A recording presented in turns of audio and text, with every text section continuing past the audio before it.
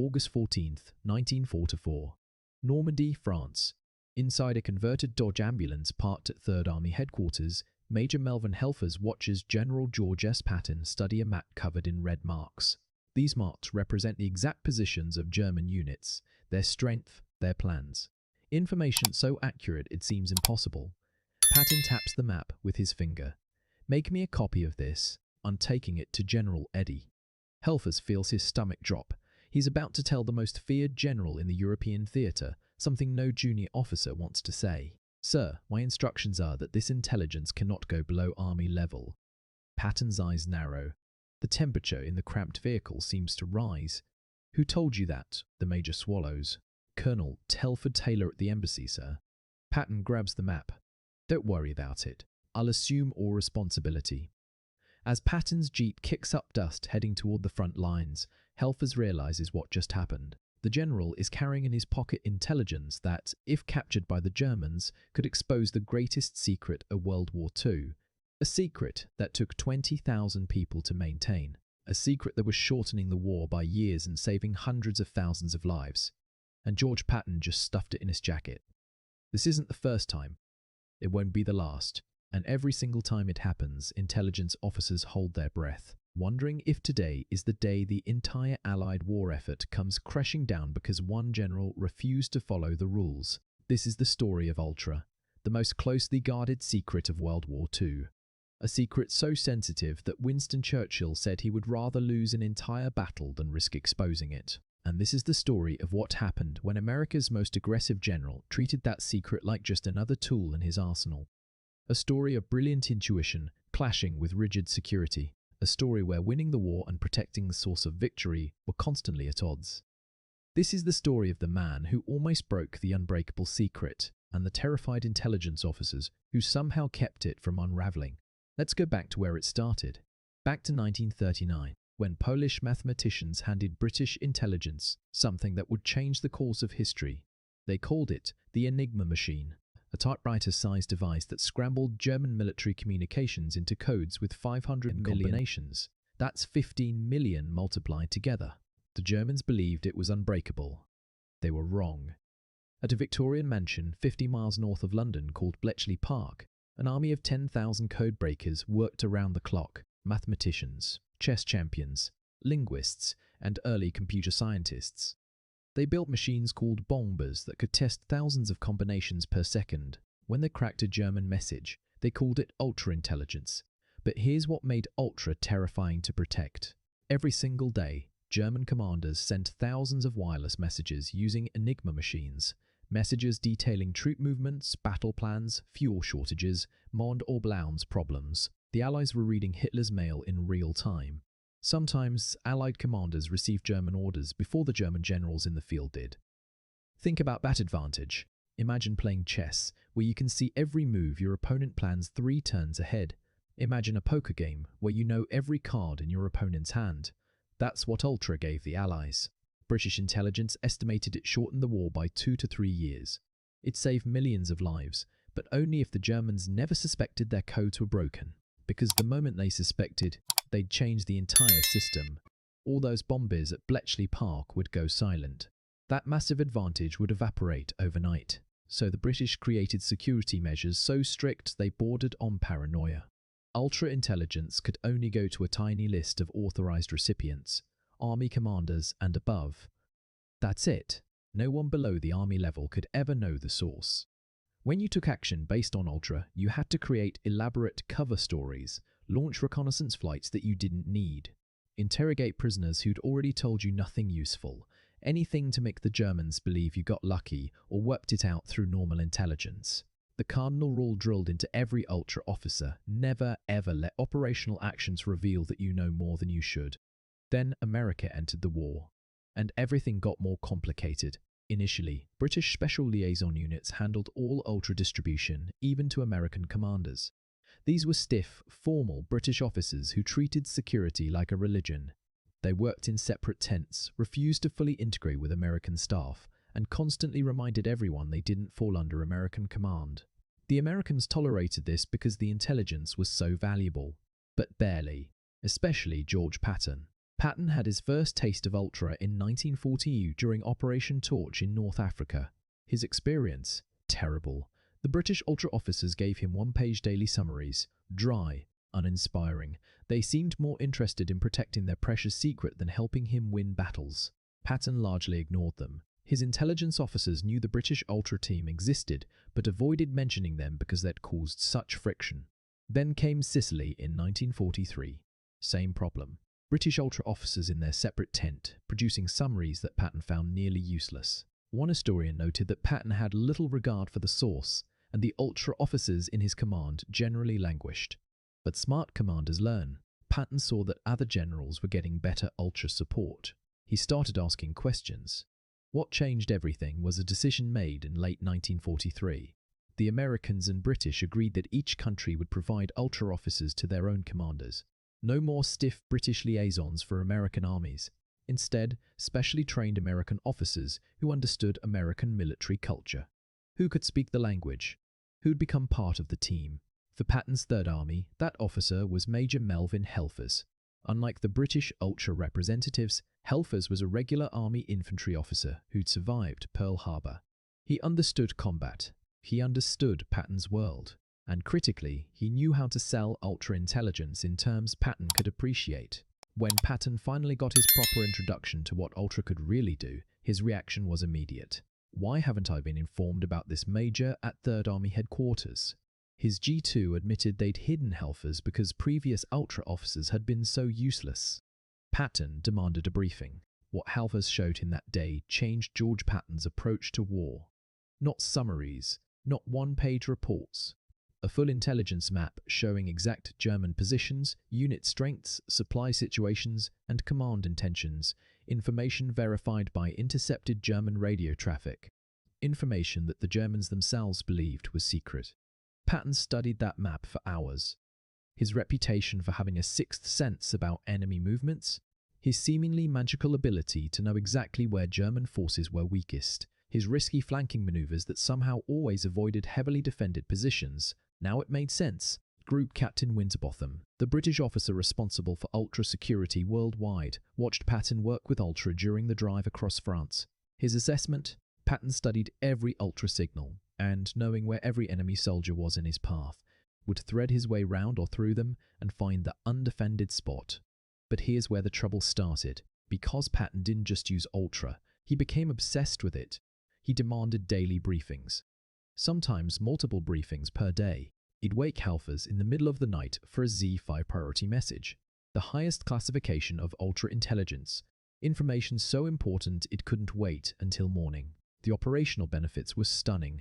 In August 1940, when Hitler ordered a counterattack at Mortain designed to cut off Patton's supply lines and drive to the sea, Patton knew about it days in advance. Ultra intercepts gave him the exact timing, the exact units, the exact objectives. He repositioned forces, called in devastating air support.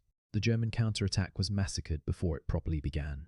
When the Third Army raced across France, covering 450 miles in just over a month, Ultra told Patton which routes were undefended. Which bridges did the Germans plan to blow? Which fuel depots could be captured intact? German generals interrogated after the war kept asking variations of the same question. How did you always know? One German field marshal asked the XIX tactical air commander, how could you be everywhere at once? They never suspected. They attributed Patton's success to uncanny intuition, to aggressive reconnaissance, to that mysterious sixth sense Americans kept talking about. But here's what the German generals didn't know, what couldn't be revealed for another 30 years. Every time Patton made a brilliant tactical decision based on Ultra intelligence, he was violating security protocols designed to protect the source. Major Helfers and the small team of Ultra officers at Third Army headquarters lived in a state of constant anxiety. The British had given them two absolute rules. Rule 1. Ultra intelligence cannot go below Army level. Only Patton and a handful of his senior staff could be authorized recipients. Rule 2. When you take action based on Ultra, you must create cover. Make it look like you discovered the information through normal means. Reconnaissance, prisoner interrogation, captured documents. Anything to avoid the Germans thinking they couldn't have known that unless they're reading our codes. Patton broke both rules. Constantly. Let's go back to that scene in August 1944. Patton demanded that Helfers make him a map with ultra-intelligence so he could take it to his corps commander. When Helfers protested that intelligence couldn't go below army level, Patton's response was pure Patton. "Give me the map. Don't worry about it." And he drove off with physical ultra-intelligence in his pocket. Think about what could have gone wrong. Patton's jeep hits a mine, or takes small arms fire, or drives into an ambush. The general is killed or captured. German soldiers search his body. They find a map showing information so detailed, so accurate, that any competent intelligence officer would immediately ask, how did they know this? Investigation follows. They realize the Americans know things they shouldn't. They examine their communication security. Maybe they crack the mystery. Maybe they don't. But at minimum, they switch codes, change procedures. Ultra goes dark. The advantage that's been shortening the war by years evaporates in an afternoon. All because one general needed to brief a corps commander.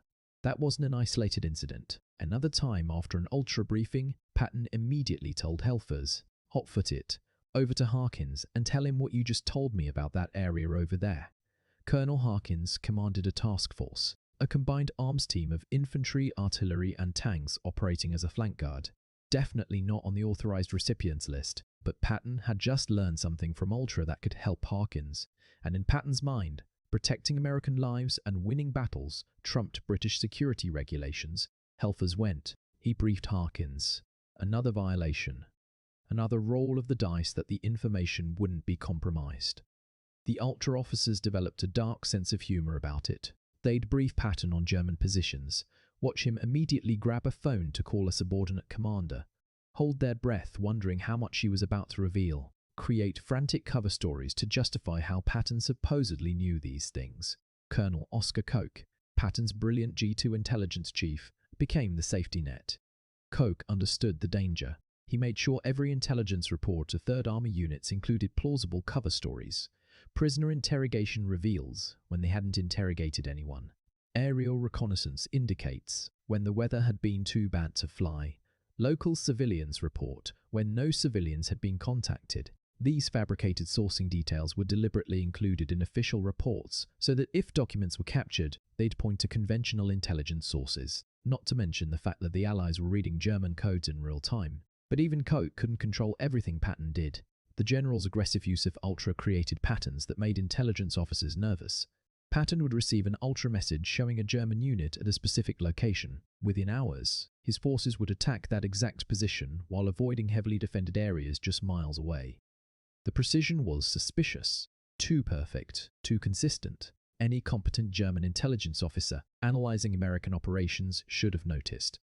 Here's the remarkable thing. They never did. Or if they noticed, they never made the connection. German after-action reports from the Western Front attributed American success to air superiority, material advantages, and aggressive tactics. They sometimes noted that American intelligence seemed unusually good, but they never, not once, suspected that their codes were broken.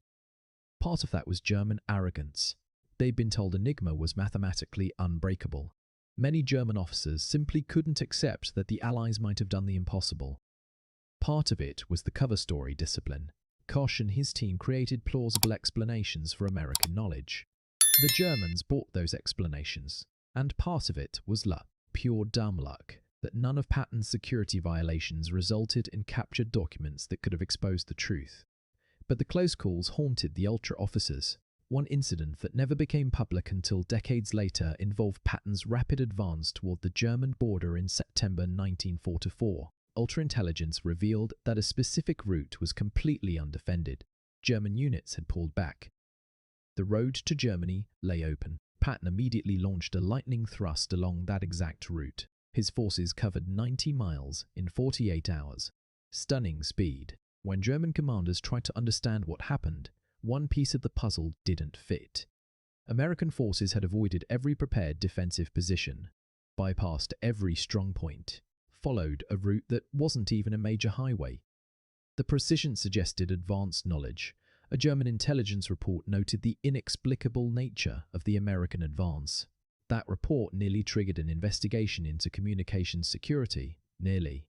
But it didn't. German High Command attributed the success to Patton's aggressive reconnaissance and willingness to take risks. The moment passed. The investigation never happened. Ultra remained secret, but in a tent at 3rd Army headquarters, Helfers and his team had read that German intelligence report. They knew how close they'd come. Years later, Helfers would describe Patton's attitude toward ultra security with something between admiration and horror. He knew this intelligence was invaluable, Helfers recalled. He also knew that speed and aggression were winning the war. When those two things conflicted with security regulations, he chose speed and aggression every single time. Major Warrack Wallace, Helfers' assistant, put it more bluntly in a report to Bletchley Park. General Patton's use of ultra in his historic drive across France demonstrates both the incredible value of the intelligence and the incredible risks taken with its security. The British officers, reading that report, must have felt their blood pressure rising. But here's the uncomfortable truth. Patton's approach worked. His aggressive use of ultra, his willingness to violate security protocols to gain operational advantage, produced results that saved American lives and shortened the war.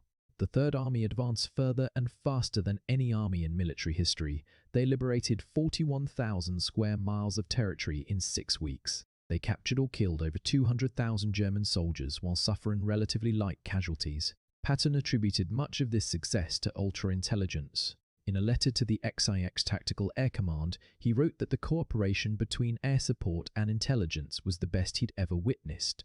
After the war, when asked about operational decisions during the French campaign, Patton said something revealing. "I was taking chances, but I was convinced that the situation in the German army warranted the taking of such risks." He was talking about operational risks, stretching supply lines, exposing flanks, advancing faster than conventional doctrine allowed. But ultra officers knew he could have been describing his approach to intelligence security, taking chances, accepting risks, betting that the operational gains outweighed the security dangers. Here's what makes this story even more remarkable. The secret held, not just during the war, but for 30 years after. Every soldier who'd been briefed on ultra signed documents swearing them to lifetime secrecy. Tens of thousands of people knew about the Enigma breakthrough. Not one of them talked. Not to spouses, not to reporters, not to historians. The first public revelation came in 1974 when Group Captain Winterbotham published The Ultra Secret. Even then, some details remained classified. When the truth finally emerged, military historians had to completely reassess World War II. Battles that seemed like lucky Allied victories were revealed as operations guided by precise intelligence. Generals praised for their intuition and tactical genius turned out to have been reading enemy battle plans. The entire narrative of the war shifted. General Ira Eaker, who commanded the 8th and 15th Air Forces, said bluntly, "Virtually all historical accounts of the great battles of World War II must now be re-examined in light of Ultra's extraordinary disclosures." That re-examination included George Patton. His reputation as a tactical genius remained intact, but now historians understood the source of that genius. Yes, Patton was aggressive, bold, and willing to take risks, but he was also making decisions based on intelligence so detailed that he knew enemy positions better than enemy commanders sometimes did. The sixth sense wasn't mystical, it was ultra. The seemingly reckless advances weren't reckless. They were calculated moves based on knowledge of exactly where German forces weren't. But the re-examination also revealed those security violations. The risks Patton took with the most important secret of the war. Intelligence historians reading declassified reports felt retrospective anxiety. How close had Patton come to compromising everything? Did the Germans ever find those maps Patton carried to corps commanders? Were there other close calls that remain classified even now? We'll probably never know the complete story. Some ultra files remain sealed. Some participants took secrets to their graves. What we do know is that Patton's approach represented a fundamental tension in modern warfare. The tension between security and operational effectiveness, between protecting sources and using intelligence aggressively. It's a tension that exists today. When military commanders receive sensitive intelligence from satellites, cyber operations, or human sources, they face the same dilemma Patton faced. Use it aggressively and risk exposing the source, or protect the source but potentially sacrifice operational advantage. There's no perfect answer. Patton chose operational advantage every time. The ultra officers chosen by Patton to serve at 3rd Army found themselves caught between two imperatives. Protect the source. Help Patton win battles. They did both. Barely. Major Helfers later said the hardest part wasn't the long hours or the pressure. It was watching Patton take risks with security and being powerless to stop him. He outranked everyone in that headquarters by miles, Helfers recalled. When he decided something was more important than security regulations, that decision was final. All we could do was create the best cover stories possible and pray the Germans didn't notice the patterns. The prayers were answered. Ultra remained secret throughout the war. German commanders went to their graves believing they'd been outfought by superior American resources and aggressive tactics. Some German officers, when finally told about Ultra decades later, refused to believe it. The idea that their supposedly unbreakable codes had been broken for years was psychologically devastating. Field Marshal von Rundstedt, interrogated by Patton's air commander after the war, kept asking how the Americans always seemed to know where German forces were. "Your intelligence was uncanny," he said. "We could never understand it." The air commander couldn't tell him. Ultra was still classified. He just smiled and said American reconnaissance was very good. There's a fascinating epilogue to this story. In the years after Ultra was revealed, some historians criticized Patton for being reckless with security. They argued he put the entire Allied war effort at risk for tactical gains. Other historians defended him, pointing out that his aggressive use of Ultra shortened the war and saved lives. That debate continues. But perhaps the most interesting perspective comes from the Ultra officers themselves. The men who lived through those anxious days watched Patton violate security protocols. Major Warrack Wallace's final assessment, written in September 1944, captures the complexity. General Patton's use of Ultra in his historic drive across France is a fitting thesis for a tactical epic. The service is so incredibly valuable that it requires time for an intelligent person to believe that it is really reliable. One message may turn the spear points of a German army and save an entire campaign from disaster. Wallace understood both sides. Ultra was invaluable. Patton used it aggressively. The risks were real. The results were spectacular. And maybe that's the real lesson here. War isn't neat. Security protocols exist for good reasons. But sometimes operational reality clashes with those protocols. Sometimes commanders have to make impossible choices between protecting sources and saving lives. Patton made his choice. He chose to use every advantage, accept every risk, and bet that aggressive action would end the war before his security violations could unravel. He won that bet, but it was closer than anyone knew at the time. Closer than most people know, even now, because while Patton was threading his army through German positions with supernatural precision, while he was avoiding strong points and striking weak spots with perfect accuracy, while he was demonstrating that mysterious sixth sense that awed friend and enemy alike, he was also carrying maps in his pocket and briefing unauthorized personnel and taking operational actions that any competent intelligence analyst should have recognized as impossible without reading. German codes. The greatest secret of World War II survived America's most aggressive general, but just barely. And that's a story that remained buried for 3 decades. A story of brilliant tactical success built on the foundations of intelligence so sensitive that protecting it was supposed to be more important than winning battles. Patton disagreed. He used it to win battles, and somehow, impossibly, the secret survived anyway. So what do you think? Was Patton right to prioritize operational advantage over security protocols? Or did he get lucky that his violations never exposed Ultra? It's a question with no easy answer. A question that intelligence officers and combat commanders still debate today. Drop your thoughts in the comments. And if you found this story as fascinating as I did, hit that like button and subscribe for more deep dives into the untold stories of World War II. Because there are secrets from that war that still surprise us, still challenge our assumptions, still make us question how much of history we really understand. Until next time, remember that sometimes the most important victories are the ones no one knew about for decades. And sometimes the greatest risks are the ones that never quite became disasters.